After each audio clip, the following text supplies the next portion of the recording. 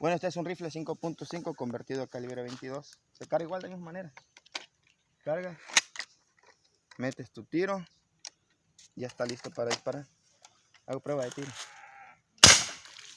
Se carga igual. Así carga. El único detalle que presenta es que necesita una pincita para y otro tiro y dispara. Ahorita no disparo porque está muy cerrado.